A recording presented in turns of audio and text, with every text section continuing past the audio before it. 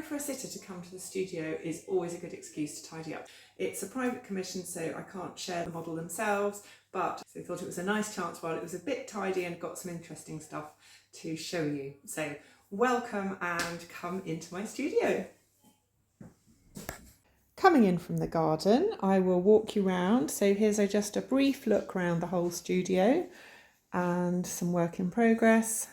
And I'll take you around the salient points. So we have, when I've got a model coming, I do try and put up a little bit of relevant work to get them in the mood. And here is, so there's piano and some remnants of, there's a dressing up box and a dartboard from when this used to be the playroom before I colonised it. Then for ambience, we have fan heater, very important that nobody gets cold, and record player.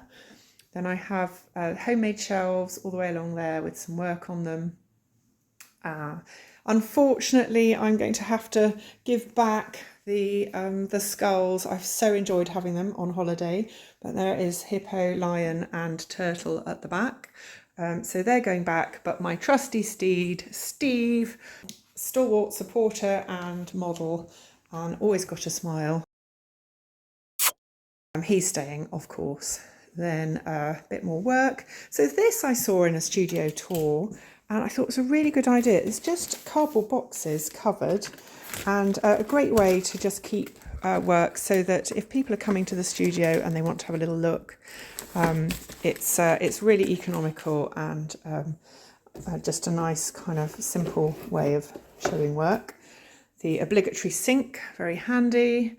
And then here, this was, it would still work. This was a fish tank built into the wall, but obviously because that's a window through to the other side, I'll cover that with a curtain. Here's the door to the studio, and rather entertainingly, look how that lines up. So just by coincidence on my current work, how I had it set up, it's lined up with the door. Every studio needs a mirror. And something else which I think is really good to have is a good quality browser, so that when people are in between modelling sessions, or if you want to discuss options, you've got some work either available to buy or just to look through for inspiration. So I try and keep that nicely stocked. There's the bin. Then we're on to sort of functional area. This is packaging, and that's all my poisonous stuff up there. Some craft things, and there's my record collection down there. A couple of easels, and then this lovely table here was made by my late father. He was an architect, so I love having sentimental items.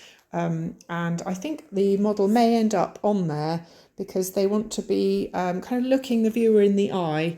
And I think to raise them up when they're reclining will be a good thing. So I might put some sofa cushions on there.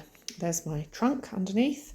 A load of framed work back from the gallery. So I've just got that tucked away to keep it safe. And then this is all kind of detritus of the daily paint. And paint brushes. So this is a lovely paintbrush holder given to me by my friend Ali. These are some of my granny's brushes.